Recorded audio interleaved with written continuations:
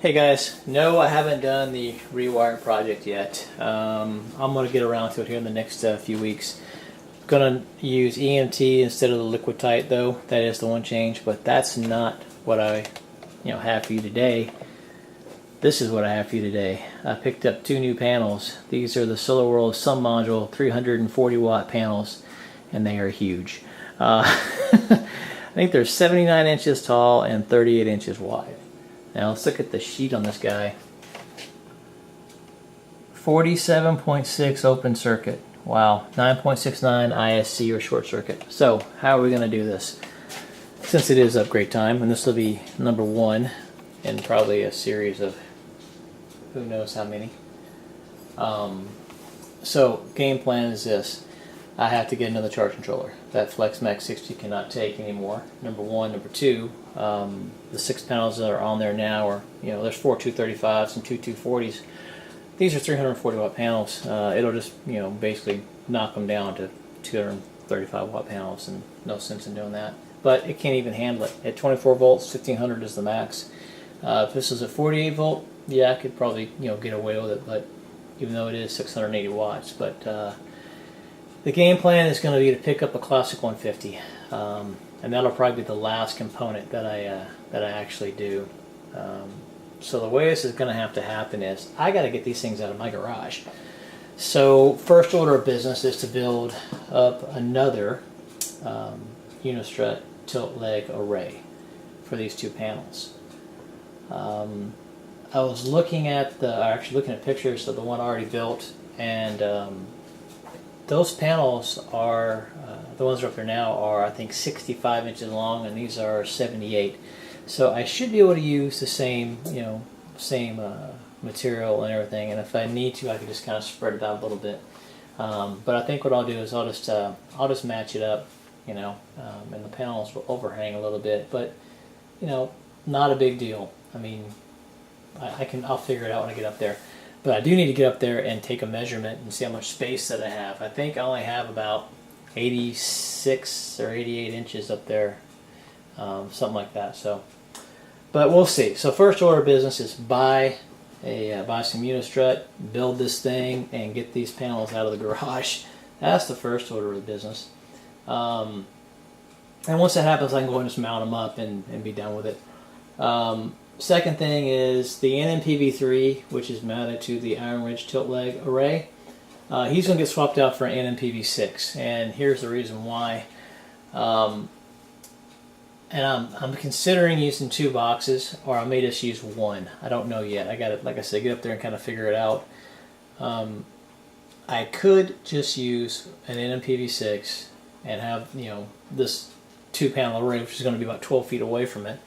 Have the wires just run up, through some conduit, right on over, go across its rails, and land over there, and call it done. And I may actually have the MC4 extensions to do that. I don't know. I have to check the inventory, because I would need 4 extensions, at least 15. Well, no, hang on. I would need 15. About, I would say to play it safe, 4 25-foot cables. So, and those 25-foot extensions, I think, are $30 a piece. So, 120 bucks. So, the thought is do it that way, or go plan B. And plan B is just use an NMPV3, or the NMPV3 on this box, and he has his own breaker box and everything. Use that there, and then have your combiner wires go through some conduit, go up and over and into the NMPV6, and just land there. Either way would work, but I just need to check my stock and see what I have. I know I have 2 rolls of this stuff. I just don't know how long they are. I don't know if they're 10 footers or if they're 30 footers. I don't know. So I got to look and find out. So that's the first thing, or the second thing. But the first thing is just to get the thing built, so get these panels out of my garage. Because, like I said, they're flipping huge, man. I mean, these things are massive. I mean, they're just, they're huge. They're cool, but they're still huge. So that's that plan. So, and that's not that difficult. The difficult part is going to be this right here. I have to shut this whole system down once I get that thing built. the strut already built, and I have to disconnect all the DC side and pull this out and get it out of this garage to where I can run two number 6 welding cables to it, which I'm going to use Timco. And Chris over in Oklahoma, I think you said Timco, I think you said Amazon, so you may be getting a PM from me. I'm probably going to need, rough guess, I'd say at least 40 to 45 feet. I'll probably just go ahead and get 50 foot of it and call it done.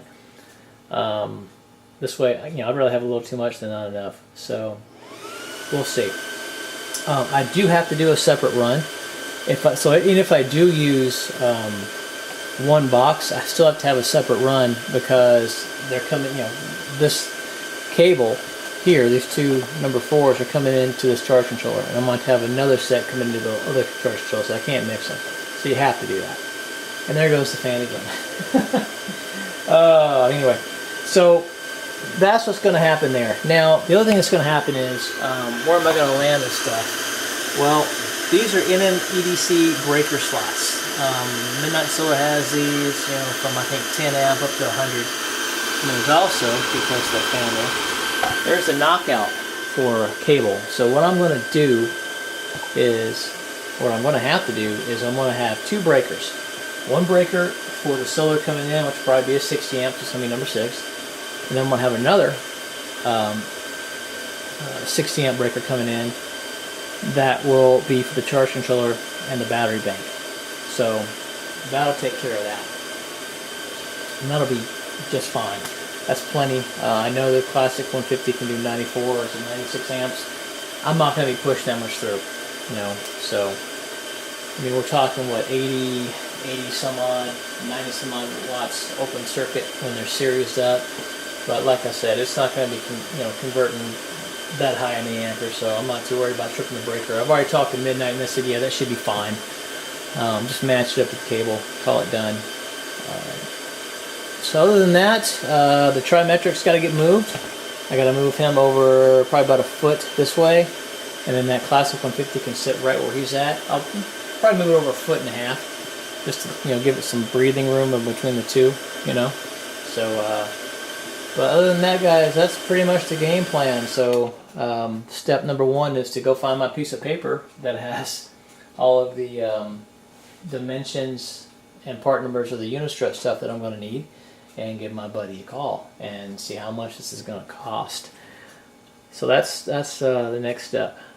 So I get these panels out of here. So I'll call this part part 1, and as I do more, I'll try to show you. And yes, I will definitely do one about this. This is going to be an interesting day. This is going to be like 6-7 hours of work right here, because I got to shut down everything. The house, the AC side of this guy, the DC. I could probably do the DC side up, but the entire house has got to go down to do that. So let's see what else. I think that's it, guys. Hope this video makes sense. It's going to be a lot of work, and like I said, it's going to be fun. It's not going to be that bad, except for that part right there. That's the part that I'm going to hate. Pulling wire into there is, with 2 cables already, is going to be a pain, because I really, really don't want to have to pull those out, tape them all together, and then pull it all as one piece. I'm hoping I can just, bring the 2 in, and I'm going to call my electrician friend and see what shortcuts and secrets he knows and to help me out. But other than that, guys, system's doing great. It's working fine, no issues. Days been getting shorter, a little cloudier, not making as much power.